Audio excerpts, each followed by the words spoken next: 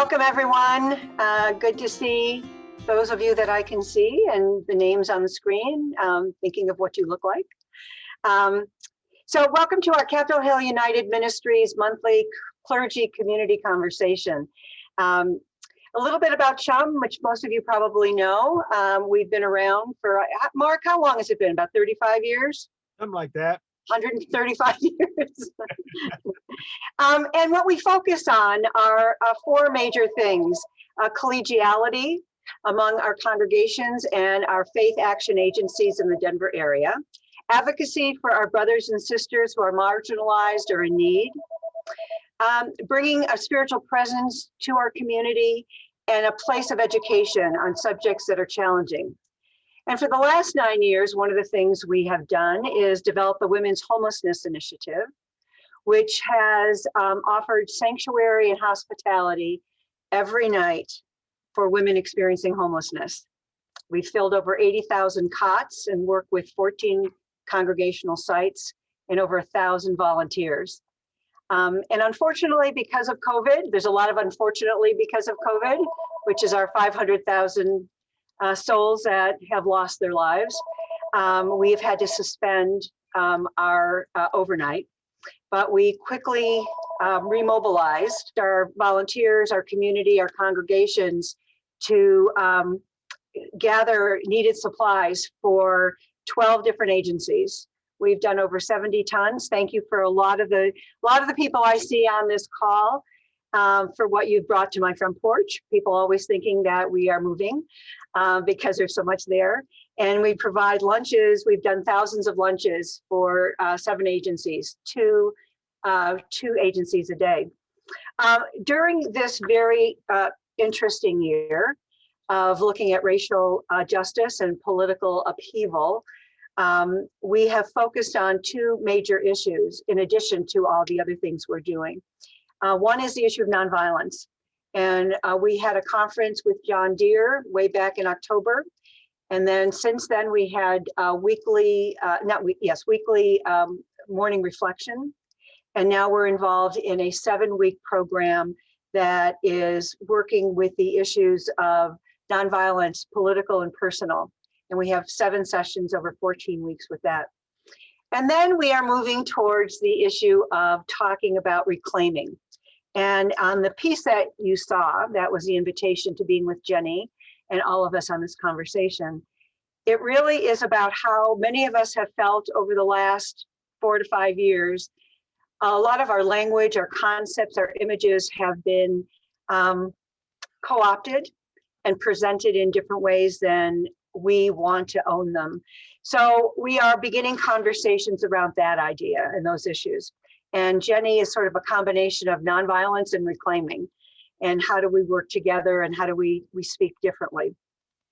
And if any of you have ideas of other persons locally, nationally, internationally, who you think would be good for these conversations, please contact me and we'll see what we can do to get more people that can speak on these issues. They're important issues for us today. Mark Meeks, one of our members for our leadership team, who I think was with us from the beginning. What did we say, Mark? 130 years ago we've been together. We'll introduce Jenny. And Jenny, we're so pleased that you're with us. Thank you. And everyone else, we're pleased you're with us too. Good morning, everyone. And thank you very much for being part of our conversation today. Dr. McBride info of her books will be in the chat, as was in the email about the meeting today. And also the link to her page at McCormick Theological Seminary, where she's Associate Dean and Assistant Professor. And you can read more about her there. And I highly recommend her written work. I hope you'll give it consideration. I look forward to a book promise from Cascade Books that's forthcoming. And that book will help you understand better how she's taken her theological studies into prisons and help people who are imprisoned become students and enriched in conversation and reflection. But I think an integral aspect of Dr. McBride's work is well expressed in the first paragraph of an article she put into Live Theology, Public Discipleship, Constructive Theology, and Grassroots Activism. She writes, "What does making gravy have to do with lived theology?" asked Murphy Davis, co-founder of the Open Door community, as she was teaching me how to make gallons of it for the Thanksgiving meal being served to our friends living on the streets of Atlanta. "Everything," I responded as we smiled knowingly, alert to our shared conviction about the vital relationship between theological insight and grassroots activism. So, to quote in a way the Gospel of John, the word became gravy and was shared among us. I believe that introduces you to the theology of Jennifer McBride. She's a friend of Chum since teaching at Wartburg West as a colleague to our own Benita Bach. And we had conversations with her at that time, and I'm so glad we can resume them today. Thank you, Jenny, for being with us. Thank you, Deanna and Mark. Thank you so much. And I see Benita. Hello, Benita. It's so good to see you. I'm sorry I didn't respond to your email yet, but I'm going to. And it is so great to be with you all. My time in Denver, I was there for 2 fall semesters through Wartburg College, which you probably know from Benita, is in rural Iowa. And my time in Denver was really my salvation, honestly. And to be able to work with Benita, to be in Denver, I just completely fell in love with the city and with Colorado, and just felt so at home with all the folks that I met through Chum and in other places around the city. So it's really fun for me to be able to speak with you all today. And Mark, I love that. The word became gravy. I wish I had written that. I'm gonna have to quote you on that. So today, I normally sort of over prepare and time my talk exactly. I've been trying to be less perfectionist in the last few years, so I haven't quite done that, but I think it's going to be around 40-45 minutes. And we are going to at least have 30 minutes, maybe even as much as 40 minutes of conversation.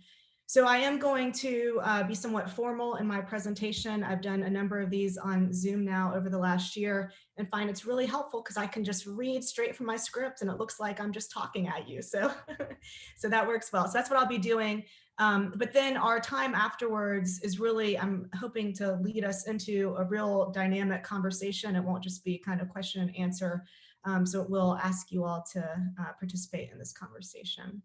So, so let me just jump in. I really liked what Deanna said about that this is sort of a combination of nonviolence and the theme of reclaiming our language. Although I don't even think that I say the word nonviolence in this lecture, but I do very much see this as the work of nonviolence. And I think that when you all had a conversation with John Deere, he talked about the Sermon on the Mount, and you'll see that the Sermon on the Mount plays a role in this conversation as well. So let me just jump in. So for the last 15 years or so, Christian ethicists have found it productive to read Dietrich Bonhoeffer, who, as you probably know, is the German pastor, theologian, and Nazi resistor, and then Martin Luther King Jr. together, attending to both their differences and similarities. The most obvious difference is social location and context. Bonhoeffer writes as a member of the privileged class under the Weimar Republic and then the Third Reich from 1927 to 1945, while King writes as one of the oppressed in the racially segregated American South from 1948 to 1968. Even given the significant differences in their historic and socio-political context, Bonhoeffer and King have become touchstones for many Christian conversations about peace and violence, love and justice, church and world, faith and public life. Both were Christian pastors, both earned doctorates in philosophical theology, and both penned most of their writing in the midst of social and political struggle. Given these similarities and differences, we may ask as we consider them together, In what directions do their distinct ideas propel us when interpreted through the lens of contemporary social issues? When read together, what emphases come into focus again and again? What insights are conveyed that we might have neglected had we not heard the polyphony of their voices? So I read Bonhoeffer and King as resources for understanding the definitive social and political character of the Christian gospel. The theologies of Bonhoeffer and King not only help Christians deepen our own understanding of the social and political character of the gospel, they also help us counter Christian frameworks that either deny the political import of the gospel or that use Christianity to bolster injustice. And of course, that is, as we're talking about the theme of reclaiming our language, that latter point is really, I think, what we're focusing on. So this morning, in light of that theme, reclaiming our language, I want to focus on two lessons learned when reading Bonhoeffer and King together. First, reading Bonhoeffer and King challenges those of us who are Christian to define our faith in these times through two things: prayer and the doing of justice. Second, they each show that, quote, doing justice requires that Christians obey Jesus's teachings in their social and political lives. Before we move on, I want to say a word about having this conversation in an interfaith forum like CHUM. I've been asked to speak about how to respond to the way that the conservative right has co-opted Christianity for partisan purposes and for increasingly nefarious aims. This means that the topic we're discussing today is first and foremost a Christian problem. Those of us who identify as Christian need to clean up our own house, so to speak. But just because this is a Christian problem doesn't mean that we don't need wisdom and solidarity from leaders of other faith traditions. Although a Christian problem, I think, necessitates first a Christian response, we're all equal interlocutors in our conversation together this morning, and will benefit from each one of us speaking out of our own social location, namely out of the particularities of our specific religious traditions. So it's my contention that our interfaith work, our engagement in the world through interfaith coalitions like CHUM, will be the most powerful and the most transformative for our faith communities, and will have a greater social impact if we draw deeply from the well and are energized by the particularities of our own faith traditions. We can do this while also acknowledging and respecting competing claims and differences that we have with, among the religious traditions. So this is vital because what we each understand as revelation in our own tradition, for Christians, the scripture, the commands, the call, they make concrete demands on us. God's revelation makes a demand on us that transcends us, that's not based on what we already know or think we know. God's revelation interrupts and disrupts our established ways of doing and thinking, including, I think, as a Christian, our religious thinking, and compels us to take a different path or propels us deeper down a path that we were perhaps too afraid to previously go. In other words, the revelation that comes through my own faith tradition makes a demand on my own life. As I hear and receive this demand, this call and critique to perhaps change my ways or deepen my commitment, I can then also appeal to the sisters and brothers in my same faith community who claim to base their lives on the same authoritative sources. So by defining the Sermon on the Mount as gospel mandates, again, non-negotiable commands to love neighbors, strangers, and enemies, Bonhoeffer counters a habit of thinking within dominant forms of Christianity. From the 4th through the 20th century, the majority of Western Christians have held that the Sermon on the Mount does not apply to our social and political lives. Bonhoeffer's German Lutheranism was one such tradition that deemed adherence to the Sermon on the Mount in the political realm irresponsible and impractical. In 1929, fresh out of graduate school, he wrote a lecture that reflected this prevalent nationalistic Protestant thinking of his university training, arguing that, quote, war and murder could be sanctified if done out of love for my people. It is the most serious misunderstanding, Bonhoeffer wrote, to turn the commandments of the Sermon on the Mount once again into a law by applying them literally to the present. A year later, while a postdoctoral fellow at Union Theological Seminary in New York, Bonhoeffer came to an opposing conclusion as a result of extensive conversation with a colleague, the French pacifist Jean Lasserre. Bonhoeffer would later describe his turn toward the Sermon on the Mount as, quote, a great liberation. He described himself before this change as, quote, his own master. But the Bible, he said, especially the Sermon on the Mount, freed me from this. In a 1935 letter to his brother as the Nazi regime was in full swing, Bonhoeffer said, I do believe that at last I am on the right track for the first time in my life. I think that I am right in saying that I would only achieve true inner clarity and honesty by really starting to take the Sermon on the Mount seriously. Here alone lies the force that can blow all this hocus pocus sky high. I love thinking about that term in terms of the Trump administration and all surrounding it. What can blow this hocus pocus sky high? The restoration of the church will surely depend on a new kind of monasticism, following Christ according to the Sermon on the Mount. I believe the time has come to gather people together to do this. 3 months later, after regretfully declining an invitation from Gandhi to visit him in India, Bonhoeffer was doing just that, directing the first seminary for the confessing church, forming pastors into resistors based on obedience to Jesus's concrete commands in the Sermon on the Mount. So while Bonhoeffer had to unlearn key aspects of his embedded thinking, King, on the other hand, came from a Black church tradition that already prioritized straightforward obedience to Jesus's teachings. In his 1958 essay, An Experiment in Love, King writes, from the beginning, a basic philosophy guided the movement. This guiding principle has since been referred to as nonviolent resistance, non-cooperation, and passive resistance. But in the first days of the protest, none of these expressions was mentioned. The phrase most often heard was Christian love.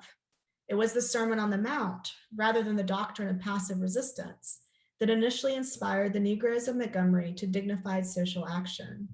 It was Jesus of Nazareth that stirred us to protest with the creative weapon of love. This is still King. I'd come to see early that the Christian doctrine of love, operating through the Gandhian method of nonviolence, was one of the most potent weapons available to the Negro in his struggle for freedom. So the civil rights movement may be understood as King and thousands of others embodying the key commands of the Sermon on the Mount: love of neighbors, love of enemies, forgiveness of enemies, and the nonviolent refusal to resist evil with evil. King himself called the movement a mass demonstration of the teachings of Jesus. Through their struggle for racial and economic justice, the Black church and the broader Black community dramatized the gospel narratives and thereby witnessed to the reign of God, the kingdom come.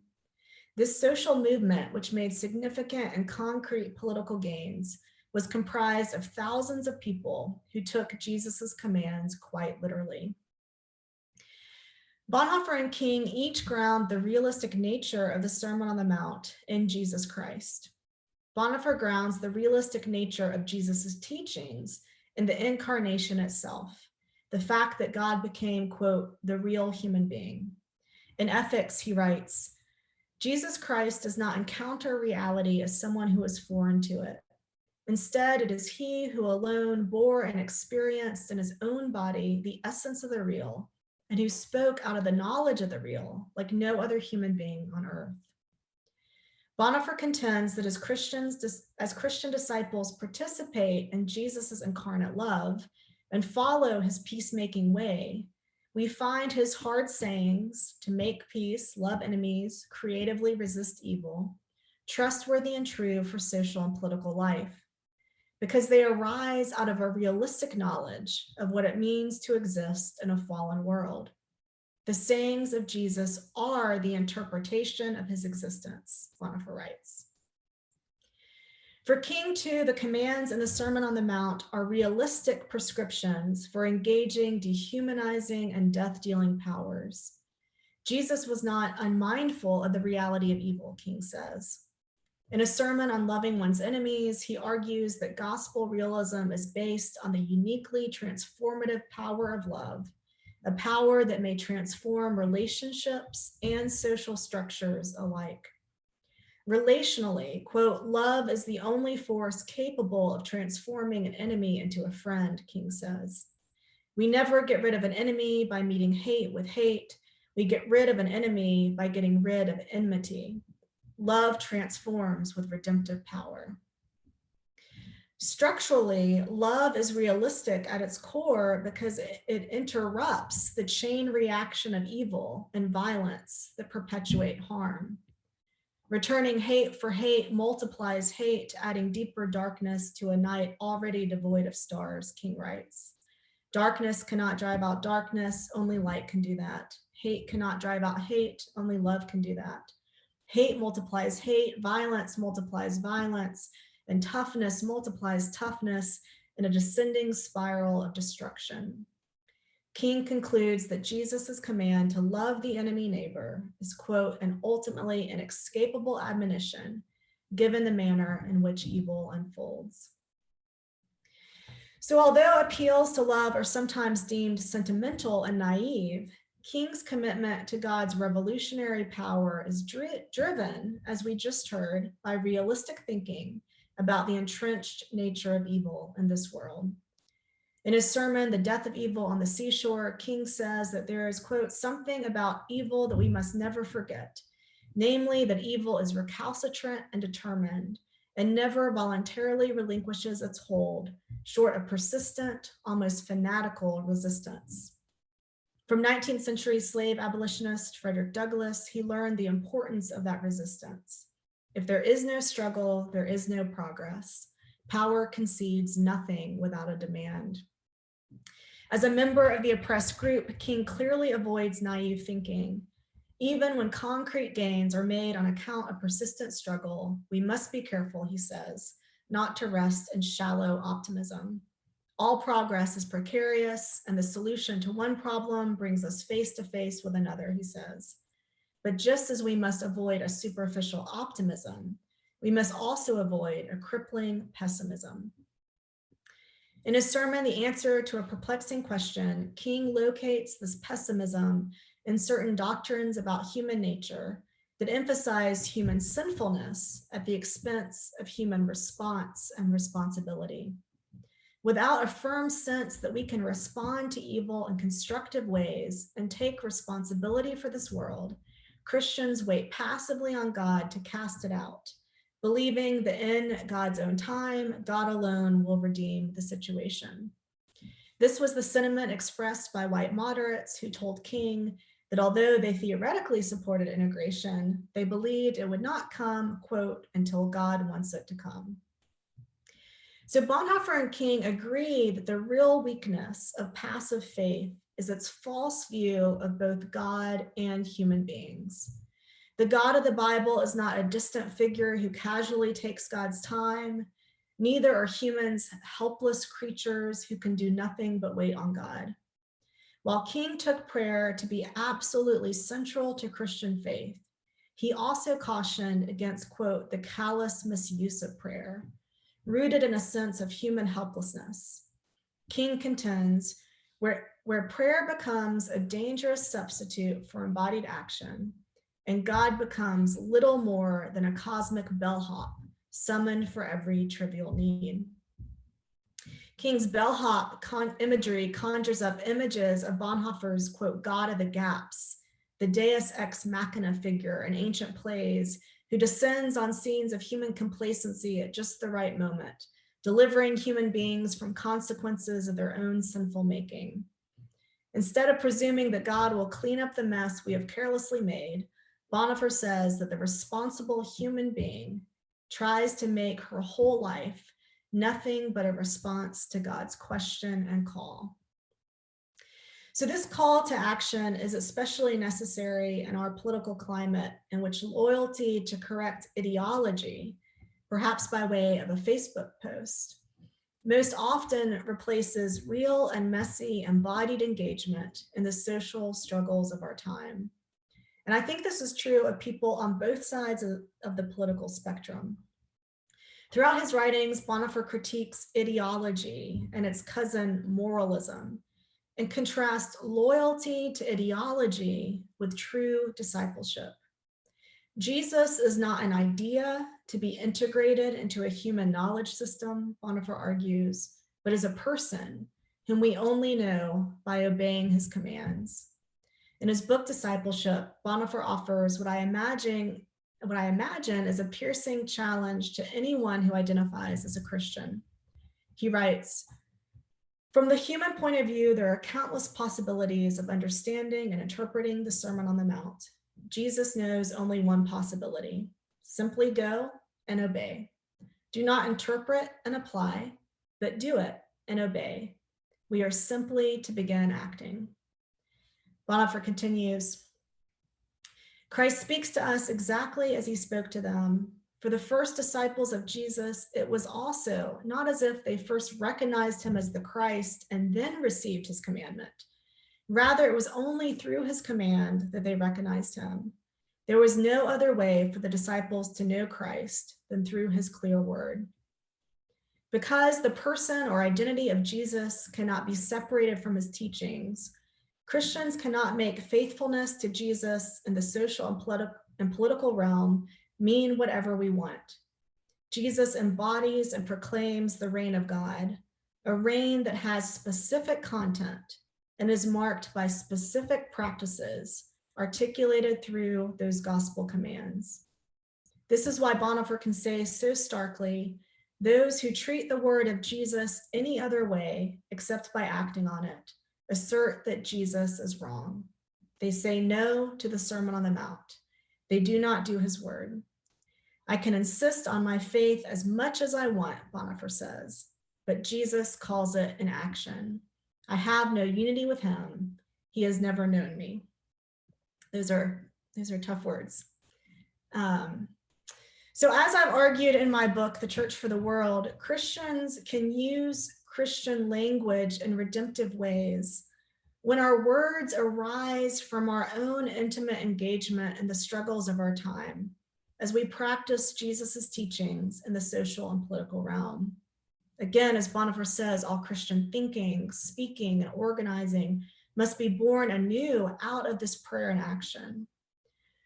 When this happens, we will find, as he says, that there is something quite new and revolutionary in the traditional language of Christian faith, in words and concepts like reconciliation and redemption, the Holy Spirit, love of enemies, cross and resurrection, life in Christ, and Christian discipleship. So in a moment, the question that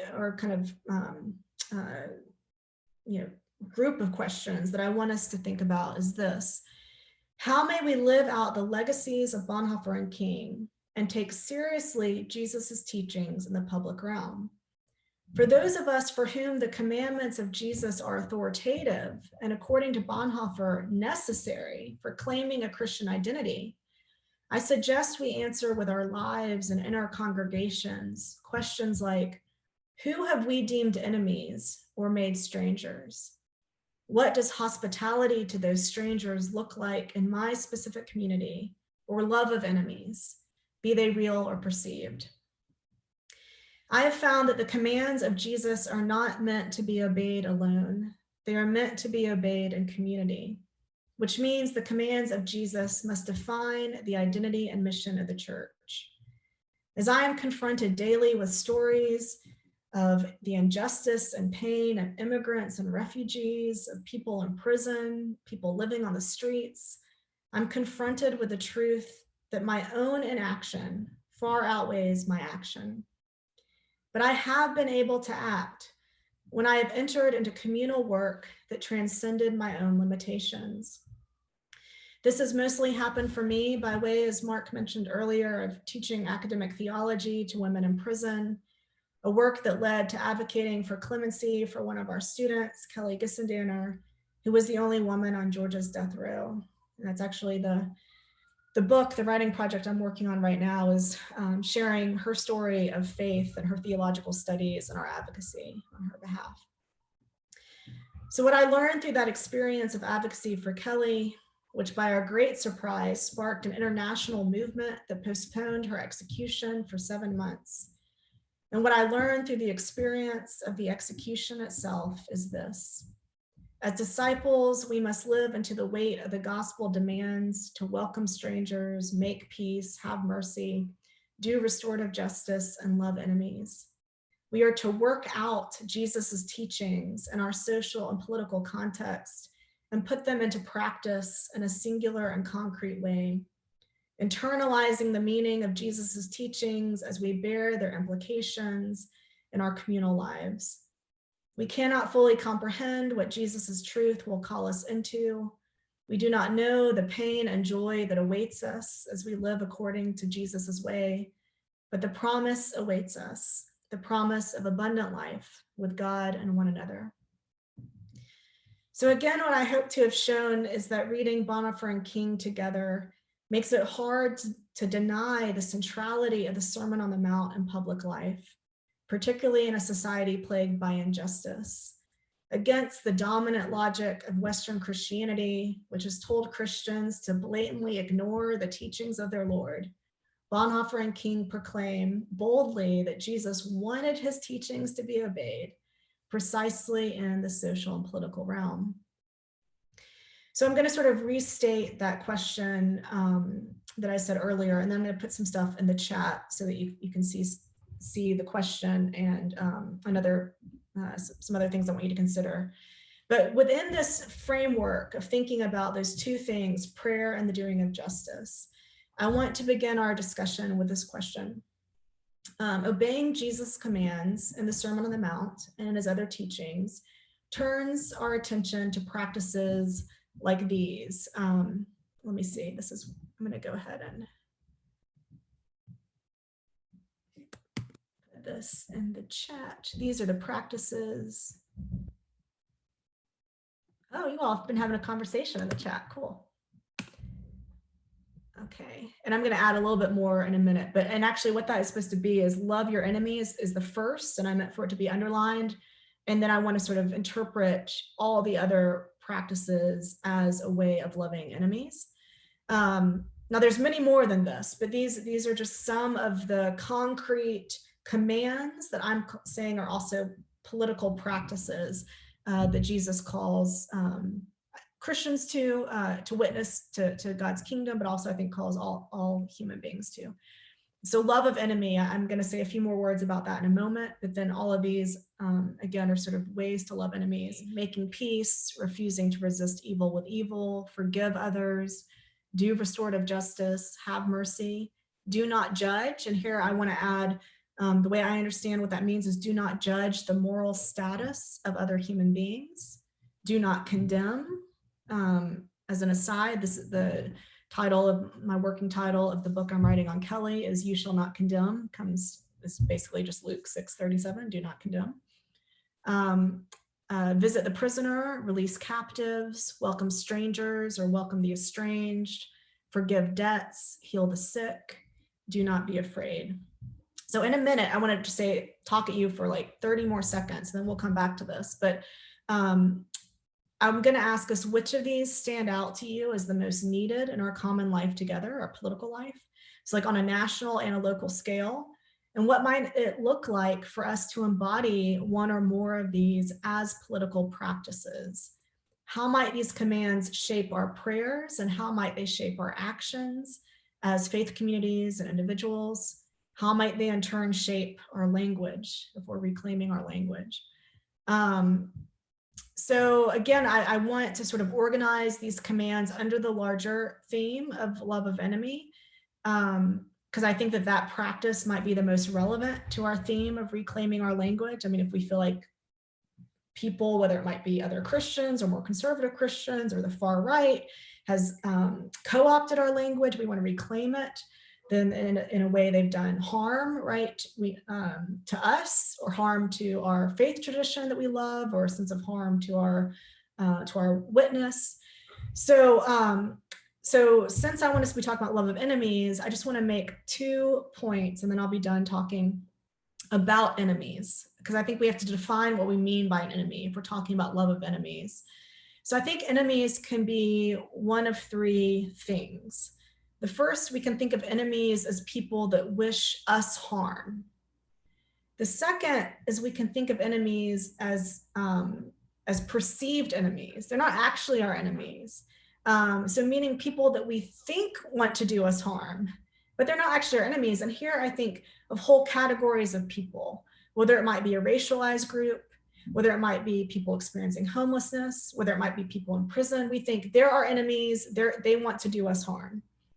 And then third, people that we want to harm. Now, that last one is obviously off limits, and I think normally we know that, but I think the ones that we struggle with is people that wish to do us, that actually do wish to do us harm, or that we think wish to do us harm.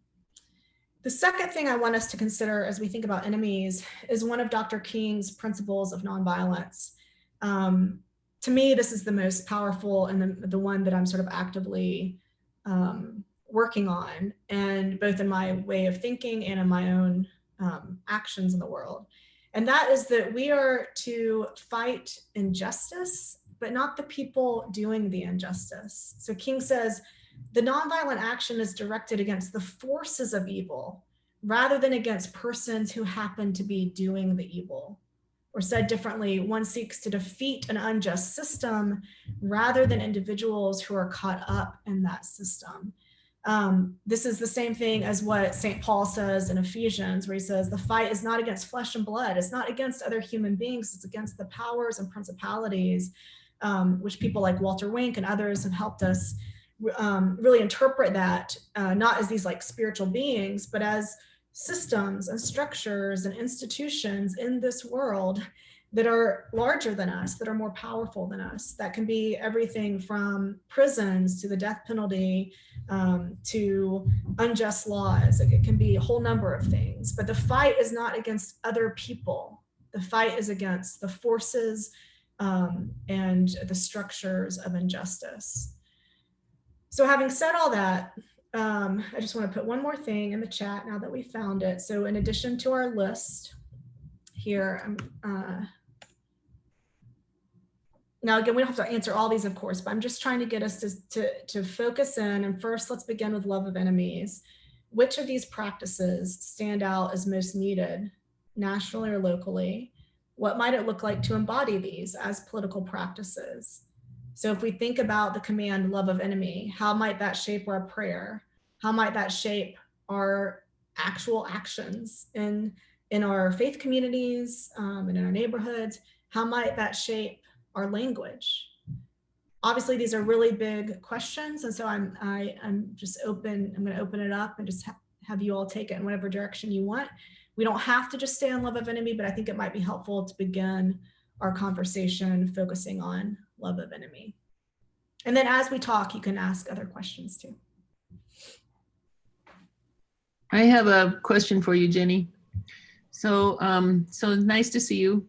And my question is, has to do with the fact that Bonhoeffer did participate in an assassination attempt against Hitler.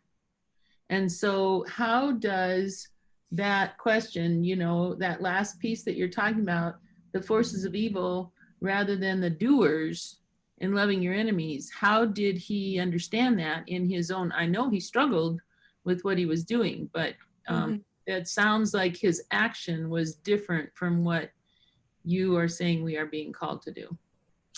Yeah, great. So I mean, the first thing I would say is that to remember, I mean, as we talk about Bonhoeffer and King and how sort of reading them together can help us see new things, we don't want to conflate them. So that, of course, is King's principle that he's really focusing on, not something that Bonhoeffer said. But I do think, I mean, you know, this is like the common question. I mean, it's not just the common question, but the common thing that we have to deal with Bonhoeffer is that if you know anything about his story, that's kind of the first thing you learn about him, is this German pastor theologian who was a part of an assassination plot on Hitler. What we don't often hear about him, which is I think the more important part, is that he was involved in peacemaking practices. He wasn't, he didn't believe that Christian ethics should be based in universal principles that you just sort of say, here's the principle, and then it's kind of universally applies to any situation. Instead, he thought we were to discern what God's will was in the moment. So he wouldn't say that he was a pacifist in principle, but his whole life was based on peacemaking practices. And we could name a bunch of those, but I won't here just for time. But the main thing to say about his involvement in the plot is that he didn't see it as breaking, as no longer abiding by Jesus's call to make peace. He actually saw it as conforming himself to Jesus, or he and the group that was resisting Hitler, as them conforming themselves to Jesus, and he's defining Jesus as the one who takes responsibility for sin. So he was willing to, I think Bonhoeffer thought that even tyrannicide, not just the murder of another human being, but the murder of a tyrant, was a sin. And he willingly took on that sin and threw himself upon the mercy of God in order to live for others, for those who were being crushed and murdered in the genocide. So again, it's not, Bonhoeffer is not, he never sort of justifies, it's not like a just war principle where he says, well, if nothing else works, then we can resort to violence. He was never advocating for violence or justifying his actions. It was all about him. You know, his whole theology is based on Christology, his understanding of Jesus. So it's somewhat complicated to say, and I think that it kind of raises a larger point that I think, in the same way that Jesus himself gets co-opted by Christians across the political spectrum, the other two main figures in contemporary theology, 20th and 21st century thought, are Bonhoeffer and King. These are two people who always get co-opted and pulled, and anyone claims. But the what is true about the co-optation of all three of these figures is that people do it by kind of looking at a quick gloss of their life and not by actually reading and considering their theology. So yeah, so I think that, I mean, Bonhoeffer certainly struggled with what it meant to take the life of Hitler, that it was still a human life made in the image of God. So that's how I'd answer that. So Jenny, Deanna here. I'm just so confused.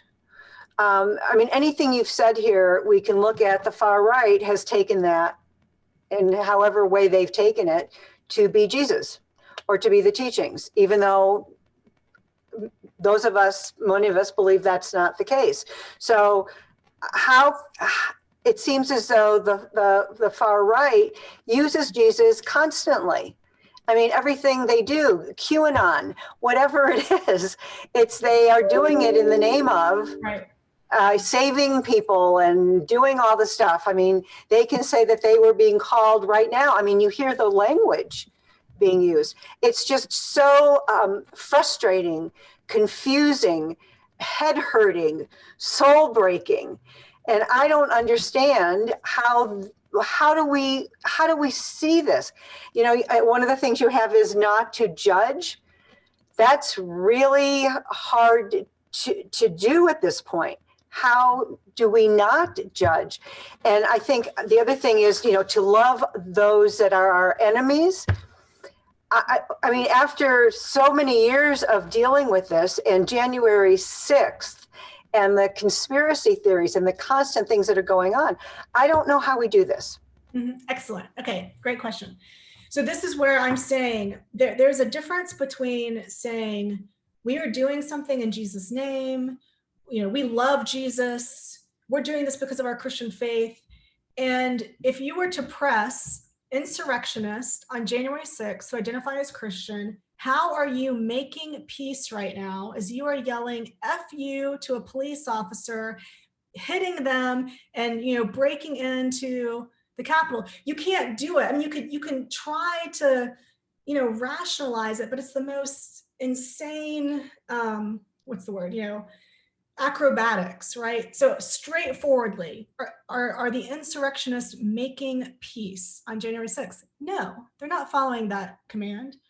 Are they I don't know, we can list other things. But so the point is that that whole part about Bonhoeffer is saying that it is not about some, theology that says that our souls are saved and we're going to heaven. It is not, it is about being a disciple of Jesus means you actually have to do his commands. And those commands have specific content. And this is some of that specific content. So that's kind of the main thing I was arguing. Now, I mean, again, to get into specifics about what this looks like, that's kind of where I want our conversation to go. But it is complicated because I think that the majority of sort of white Protestant Christian faith in America there's a lot of problems with it. And I think that one root of the problem is that Christians think that or white Western Protestants in America tend to think that the whole of Christian faith is that we are sinful, and that the way that God dealt with sin was through violent retribution on the cross in place of the violent retribution that God was going to do to us as human beings. And therefore Jesus took our place and everything is okay. And if you believe that, you just have to say, I believe, and then you get to go to heaven. That's what most Christians in America, white Christians, think Christianity is about. There's all sorts of problems with it. It's a violent God. It's a justice has to do with retribution, getting what you deserve, not restoration and healing.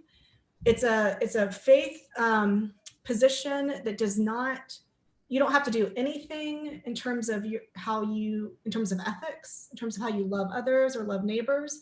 It's what Bonhoeffer called cheap grace instead of costly grace, which is discipleship, which is following Jesus. So, I mean, there's so many ways, especially in Bonhoeffer's theology, that we could talk about this and unpack it. And it is a lot of unpacking. And that's part of the issue, is that this is not a quick fix, because it is a Christian anti-gospel that has been told for thousands of years that it's the gospel. And it's a lot of unlearning that has to be done. So I forgot what I was going to say about the other piece of Bonhoeffer. So there's a lot of unlearning of theology, but where Bonhoeffer is pushing us, and I think, and King alongside him, is, I mean, if you go to church, those of us who are Christians here have grown up in Protestant churches. I mean, if you're in like kind of a mainline, more progressive setting, you will hear sermons, or you all are the religious leaders who are preaching the sermons about Jesus's teachings. If you grew up in a conservative evangelical environment like mine, I was a very faithful Christian. I still try to be, but I was a very faithful Christian my whole life. And I never heard a sermon on the Sermon on the Mount, on Jesus's teachings. It was actually, we barely focused on the gospel narratives. We jumped right to Paul and a particular interpretation of Paul. So yeah, I mean, Deanna, what you're saying is that you're getting to the heart of it, is that there is so much that has to be unlearned and learned anew. But what I want to next say, when we discover that, is not, we got to throw it all out, all the traditional stuff is horrible. No, this is why I'm a theologian. In those traditional words and acts, they're actually revolutionary. They are the answers for how Christians are supposed to live in the world.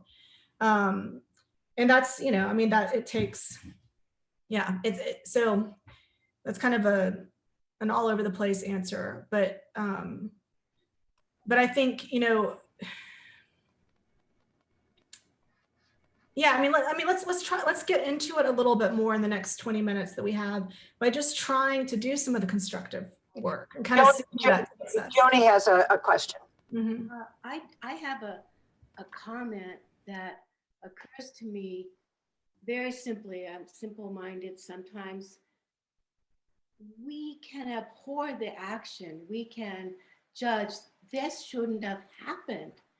But we need to try and hold our hearts open to these people who have that capability. So there's two things going on, because if we're supposed to love our enemy, then that's pretty clear. You can't judge their morality, but you can judge the action, because that's not social justice. Yeah, Joan, thank you. And actually that reminds me of the other piece of Deanna's question that I did want to address directly, is that do not judge, right? So I think that, you know, in the same way that when, I don't know if John Deere talked about this, but, you know, when strategies of nonviolence were first being sort of introduced in the 20th century here in the United States, you know, and it was called passive resistance. And people, the critique was like, oh, it's passive, you know, this is not good. No, what we know about nonviolent strategy is that it is actively taking on the powers and principalities, the forces, the unjust laws, the institutions of homelessness, the fact that we think that it is like normal and okay for human beings to like live on the streets, the fact that we think it is normal and fine to cage human beings. These sorts of things we take on. It is the struggle, it is the fight. And what Bonhoeffer and King are leading us to is do that now. Figure it out, get in your communities, start doing it. And you can do it in the case of the prisoner. Well, how do I begin? Well, you follow Jesus's command, visit the prisoner, go into a jail, go into a prison, and start to see what unfolds. So again, the do not judge other human beings, I think it is complicated. If you start with, well, what do I do with this like insurrectionist?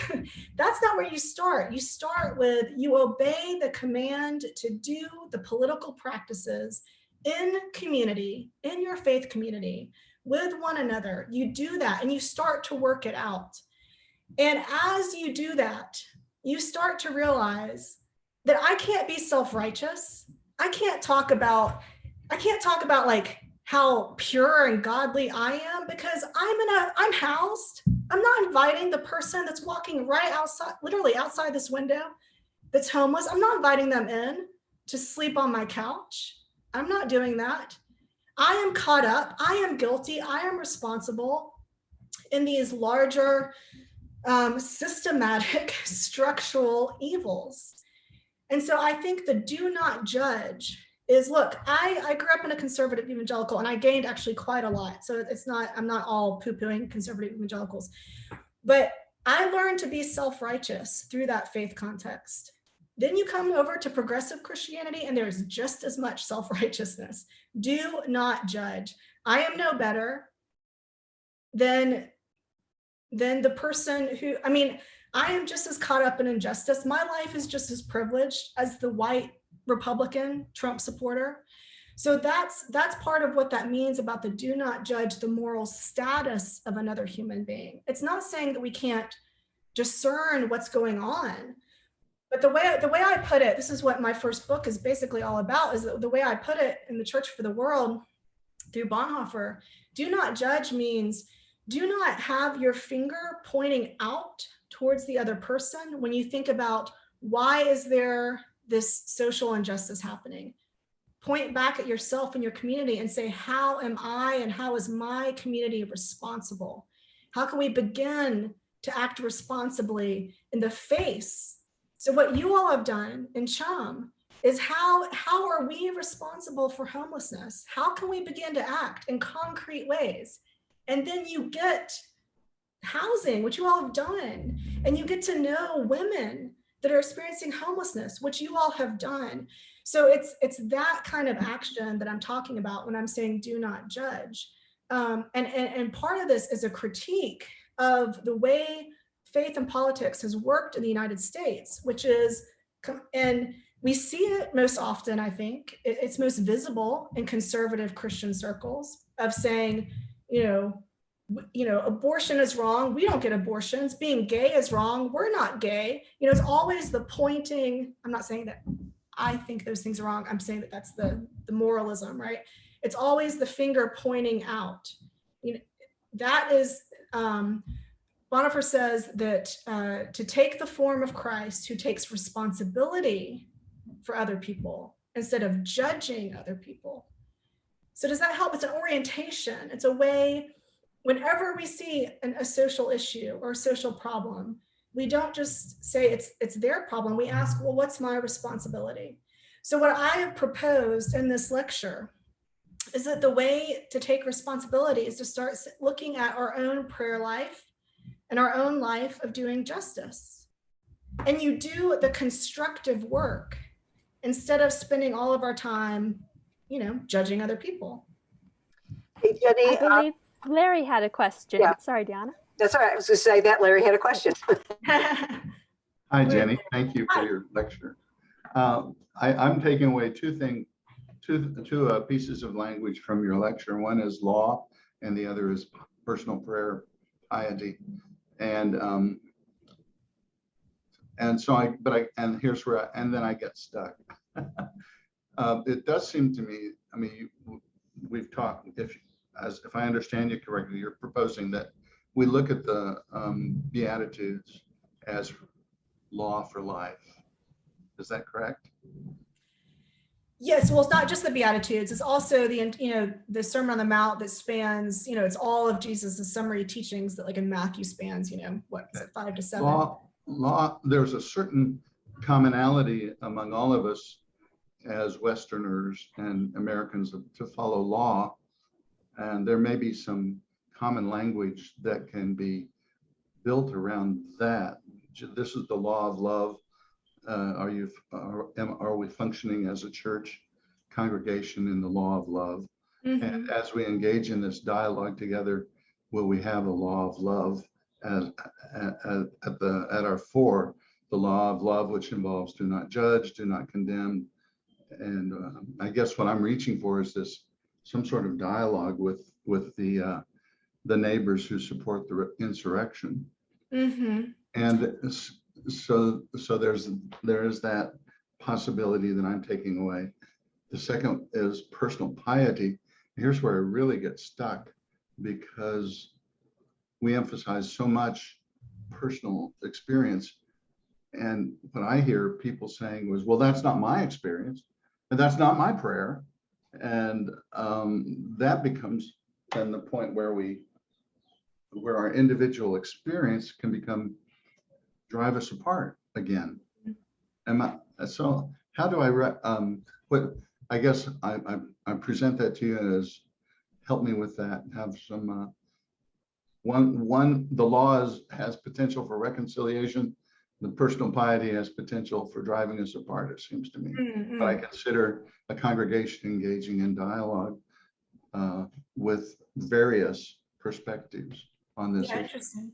Am I making sense? Yeah, you are. So I think the language of law of love, that actually sounds much more like King than Bonhoeffer. So King does talk about that there are certain just as there's like the law of gravity, there's the law of love. I don't think, does he use the law? I'm forgetting his exact term, but it's very similar to what King says. And what he means by that is that, what I quoted earlier, that hate begets hate and violence begets violence. This is the reality, is that actually the only way we move forward is through love. And love includes forgiveness, it includes restorative justice, it includes all these things. That is the only way as a people that we are going to move forward. So yeah, I think that is, different people might have different issues with the word law. But yeah, that love, this was St. Augustine, in the 4th century, that love is the guiding principle. If something is not done in love, it's not of God. God is love. So that I think is good. The personal piety piece, what I meant by that is a lot of, because I grew up conservative evangelical and now I'm in these mainline spaces and progressive spaces, I tend to, when I think about sort of my audience and who I'm writing to, I try to kind of show how both sides have kind of erred, and maybe there's a third way. This is also very nonviolent strategy. It's very Kingian. So what I was getting at there is that I think that in general, this might not apply to your congregations, I don't know, but in general, progressives tend to feel comfortable talking about social justice, structural racism. We have to, the difference between mercy and justice work, right? Mercy work is those Jesus's commands in Matthew 25 of actually go out and feed someone who's homeless, actually house someone who's homeless, actually visit the prisoner. And the justice is get rid of the policies and the laws and the things in our society that are creating the homelessness in the first place, right? So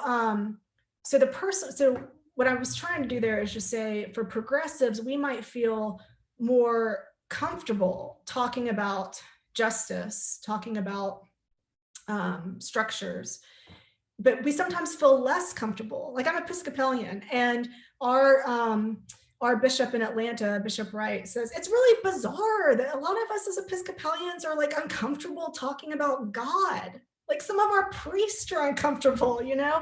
So that's kind of an extreme version. But so I'm saying that when Bonhoeffer says Christianity needs to be reduced to two things, prayer and doing of justice, progressives might be comfortable with the doing justice, but might be less comfortable talking about my relationship with Jesus. I have a relationship with Jesus, right? I need to grow in my prayer life.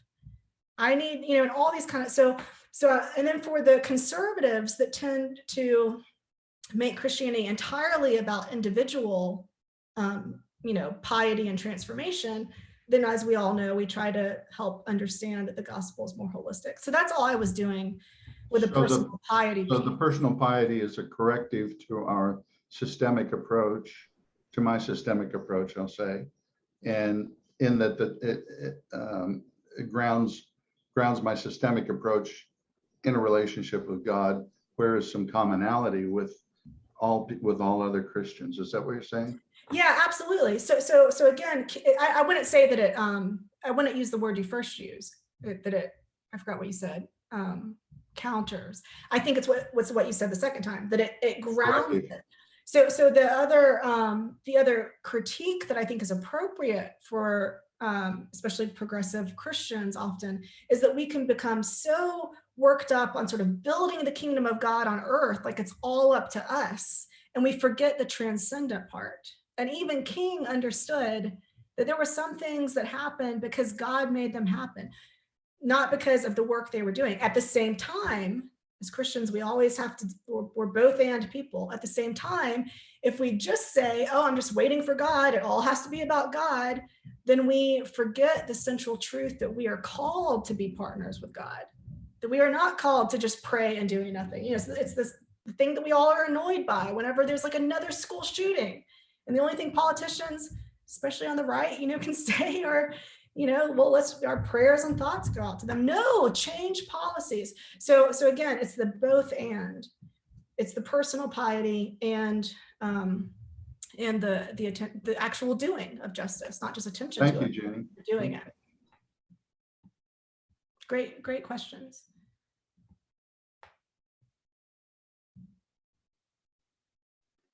Beth McCoy has her hand up. Hi, Beth. Yeah, I just wanted to say something about pointing to somebody else for their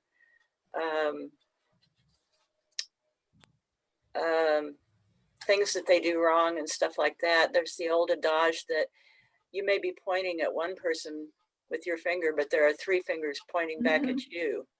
So I tried to kind of live by that. I have trouble with tolerance. My husband will attest. And so I just have to think that before I can condemn somebody else, I have to look at myself. Yeah, absolutely. I think that's really helpful. And I just want to stress that it's not because I'm seeing Deanna's eyes over there. It's not that I'm saying like, oh, we just need to be good people and not judge other people. I'm trying to be strategic here. This is what faith and politics is in America. It's all these competing groups saying, I am more moral than you. It's a battle over morality. It gets us nowhere. It all it does is make the partisan divide greater. What does it mean for me as a Christian to witness to the God of Israel, the God made known in Jesus, to the kingdom of God that Jesus embodied? It is not through judging others. It is not through self-righteousness. It is through, as Bonhoeffer would say, being a part of a faith community that helps me take the form of Jesus in the world and take responsibility for the structures that are harming people, for the laws that are harming people, right? So it's this constructive work.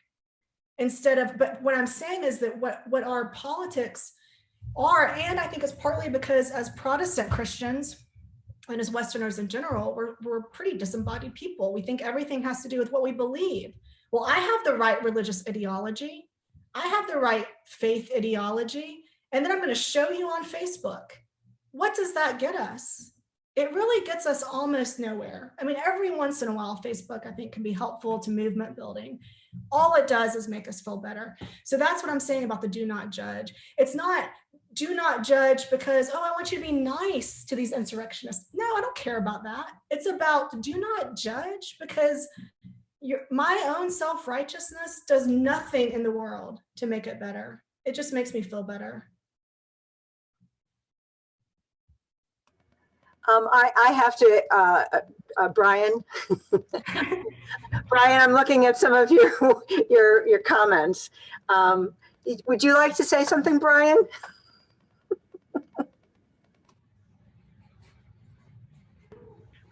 No, I'm good. Jenny, thank you. This has been very thought-provoking. You're welcome. I've been seeing through, even though you're down here, I've been making eye contact with you. Seem like stuff's going on. I'm looking at the comments over here. Diana is laughing because I just made a comment, and after I made the comment, my follow-up comment was, "Oops, I just judged."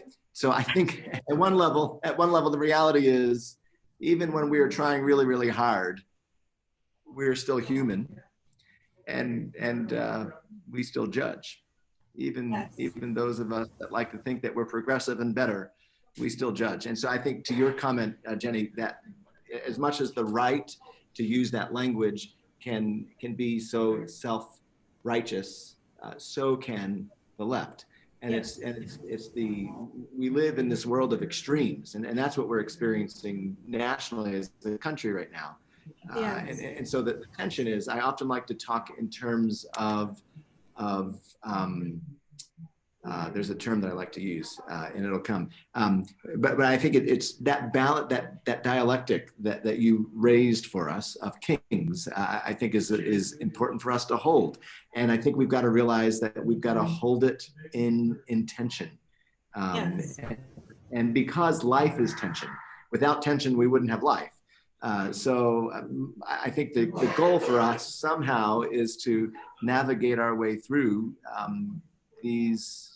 these realities in a way that keeps love as what love is to be, that keeps us together while recognizing that we're different, we're going to see things differently.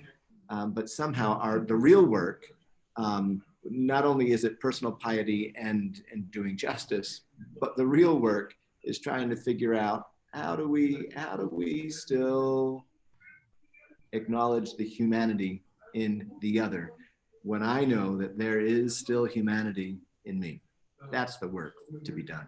Yeah, it's beautiful. I mean, I think, as we keep talking in the questions, I mean, I think that one of the main things I want to say is that I don't know if the best way to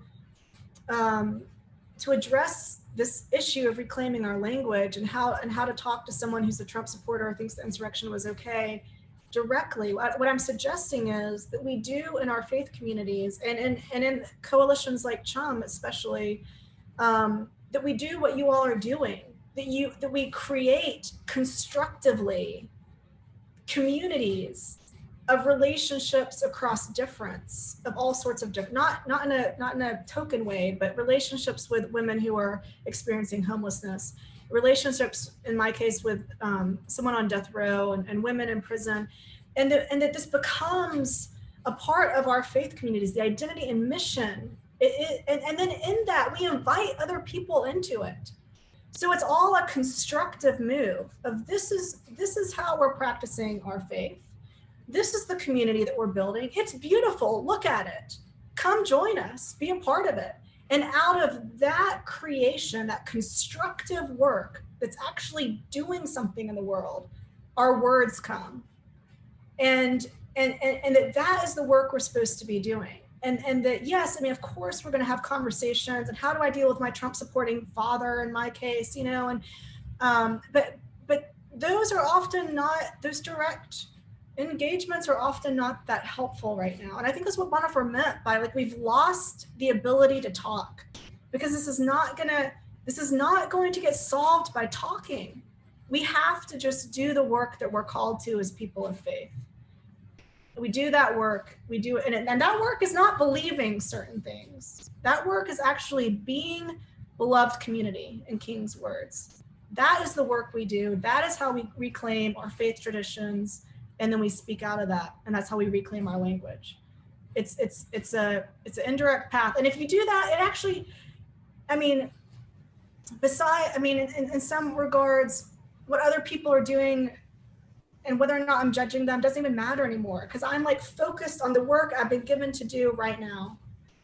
And it's constructive. And theological language, it's about the resurrection. It's about the we have the power to actually make change in this world. A new world has come and we're living into it. Jenny, I just want to be conscious of the time. It is now 12:31. I don't know if other people have questions. I don't know where you are with your time, Jenny, in terms of needing to get off right now. I just wanted to check in with you first. Oh, I'm on sabbatical. I'm fine. I mean, my feeling is that we've just gotten started. And I think there's just, you know, in the work that we're trying to do with Chum around nonviolence and reclaiming, these are such difficult things because we find ourselves as people who have violence within us. Mm-hmm. I mean, I was sharing this with some friends, saying we were talking about what was going on politically and so frustrated, so angry, and we would be using these descriptions of different situations in a real violent way. And we were saying, you know, we're trying to engage in nonviolence, but we find ourselves so frustrated and not knowing what to do with the frustration. Things are before us. They're in our face, and we don't know what to do. My friend Benita had one of the conversations we were having was with the language and the word evangelical.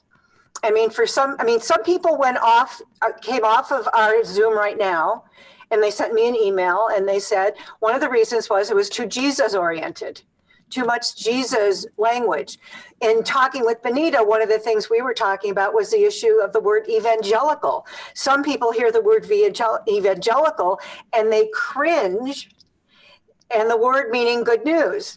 And so it's like we're reacting to different pieces here, and we don't know I don't know what to do with it.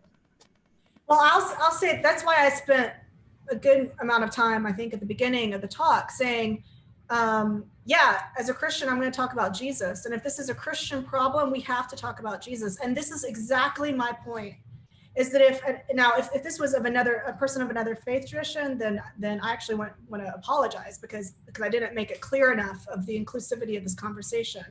If it's another Christian, I want to challenge them and say, you think this problem of co-opting Jesus, that the way that we're going to solve it is by giving up Jesus? Are you kidding me? We're Christians. That's the best thing we have going for us, right? So I think that but on a more pastoral level, I want to say, yes, there is some religious abuse and religious harm is real. And we do not have the resources to deal with it. And we need to be dealing with these resources in our churches, because I do not want people, because of triggers, to give up the good stuff, right? This is why theology is so important. Academic theology is important because we have resources within the tradition to make these words and the content, what they actually mean, come alive and be life-giving. And that's a huge part of the work probably that we have to do in our faith communities, is what is and the person, a good friend of mine that wrote to me just a moment ago, is she grew up like I did in the Catholic experience. Mm-hmm. I'm finding that there are a number of Christians, and I don't know, we'd say good Christians, whatever that judgment is, who really have a hard time to talk about Christianity and Jesus. Mm-hmm. It's not necessarily people that aren't. It's people that right, exactly. People that have been and are so injured and angry about what has happened to what they have grown up with in terms of their belief, that it feels very twisted and taken away, and words taken away and misused. Yeah, absolutely. And so, I think that can sort of, this part of the conversation can fall under what I was saying about holding together prayer and justice. Is that it sounds, I mean, for a lot of us, I mean, basically I got a PhD to work through all this stuff. It was not the best route. I would not suggest this as the route to work through your stuff, but I've spent many years working through this. I am grateful that I came out on the other side. I mean, kind of the whole way through as a Christian theologian, but I get that. But what I'm wanting to press pastorally and otherwise is to say, that's work that has to be done. That's spiritual, psychological work. And what I'm presenting here is the Jesus of the Gospels, who is liberating and whose teachings liberate us, not the Jesus who you have to believe in, or else you and everyone you love is going to hell, right? And that's, I mean, that's often right. So we do untangling that takes work. Which goes back to King, right? The personal and the political. We they do, as Brian was saying earlier, they influence one another. They should influence one another. And it might be that for some of us, we can't get involved in the political until we step back and do some work on our own, healing our own souls. Yeah, one of the things that I think you've made really clear, Jenny, is the difference between and what we've gotten, what we came into in the Christian church in terms of creating a orthodox position is this idea that you just believe it and you don't have to act on it in the same way. There's not, the conjunction for action is just not there compared to the believing of it. And so it lends itself to these other ideas. Gary Hart wrote a really nice little book a few years ago about how the United States is a nation of ideas, because we come from so many different places and we have so many different cultures as an immigrant nation, and so that our ideas are so central. Well, then, when you have the ideas as the guiding force, and that comes up against our Christian positions of believing, then you buy into you use the language of embedded theology. That all of those ideas are so embedded in us in this country that it's really hard to separate those out. So the individualism becomes a part of our Christianity, the capitalism becomes a part of our Christianity, and and then how do you be the Jesus to the people who are when we're talking about the common good and we're talking about caring for the poor, and Right. How do you do that? I mean, a lot of people will say, yeah, I mean, across the spectrum, political spectrum, people will say, yeah, we shouldn't have all these homeless people here, but what to do about it is a whole nother ballgame, because we're so entrenched in the embedded ideas without having the actions to be able to speak to it over the long term that really point. Then you come up with things like the civil rights movement, and you come up with moments where the actions really actually took us someplace different. But boy, oh boy, it's a lot of work. Yes. Yeah, absolutely. Yeah. I mean, that's what I, you're touching on, Bonhoeffer's idea that Jesus is not an idea. Jesus is a living person. And so we follow this person. We're in a relationship. We listen for the commands. We don't just say, Jesus is the thing you believe, and if you don't believe it, you go to hell, and everyone else is wrong, and I'm judging all of them. That's Jesus as an idea. That's not actually the living Jesus. That's not actually Jesus of Nazareth. Yeah. And as you said at one point in your lecture, that has been our modus operatus for a long, long time. Yes. Yeah. Well, the other thing is, it seems like this is so freaking much work. Yeah. I mean, it's like, I can't think of the saint right now, but I use this often, who, when she was getting out of her carriage, St. Teresa, not Lisieux, St. Teresa, I'm not sure which one, but when she was getting out of her carriage and she fell into a mud puddle, and she looked up to heaven and said, no wonder you don't have very many friends if this is how you treat them. And it's like people who are really dedicated to both the work and the personal development, and are so frustrated also. It's like it's almost easier to not have anything because you just do your thing. Anyways, that's just No, that's absolutely. I mean, hard. that actually points right back to King and some of his teachings. It was like, people don't want to have to think hard, but that's actually part of our spiritual growth. We, both the thinking hard, thinking, the hard work of thinking, and, Bonhoeffer, his emphasis on discernment. And this is why I think relationship with God, even though that phrase has kind of been co-opted as well, that is what Christian faith is. It's hard. It's life-giving, but it's hard. It demands constant, it's as hard as a marriage relationship is, or as hard as a relationship with your parents are. It's a relationship. No, it's not. It's easier than that. Yeah, it's easier than my relationship with my parents, but harder than my relationship with my husband. Lynn, is that a hand? Okay. Lynn, you muted. Saying goodbye. I think she's just saying goodbye. Oh, okay. Does anyone else have anything else they would like to share? Comment, unmute yourself if you do. Or shake your hand and I'll unmute you. Oh, hi, it's actually Tracy. I am on my husband's computer, but anyway, I was just saying thank you so much. What a wonderful, stimulating conversation. This has just been great. So, but I've got to run to another appointment. So, thank you, Tracy. All right, thank you. Anyone else? I'll just throw in a quote from a Baptist, Walter Rauschenbusch. The kingdom of God is not a matter of getting individuals to heaven, but of transforming the life on earth into the harmony of heaven. And I think that's the work that we're talking about too. Yes, absolutely. Is there a how-to with that quote?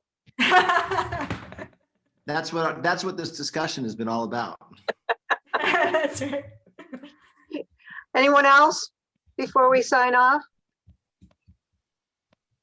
No. Well, thank you for, putting up with my maybe overly academic lecture and then maybe overly passionate responses. I appreciate. Oh no, it's wonderful. You're absolutely wonderful. I think one of the things I'm walking away with is don't let Jesus be co-opted. Yeah. I think that's for a lot of progressives. I think that's I think what you said there really is sticking with me. And I'm going to talk to my friend who got off and tell her to give me a call. You shouldn't say I may do that, Jenny. But I think there are a lot of us there like that, and it's sad actually. Mm-hmm. Yeah. Well, thank you all, Jenny. As always, it's been such a long time since I've seen you and that we've had a conversation, and I just appreciate everything that you've said in our conversation and getting deeper. I would like us to go on for another hour, but that is not fair to anyone. And if you have anyone that's been on, and Jenny, if you have other ideas of people who you think would be good for us in terms of a conversation, with all the other pieces that we're talking about from the religious perspective, but also the scientific perspective, justice, politics, I think it's really important that we engage and have this conversation of how do we do this better, because we want to. Yes. Well, thank you all.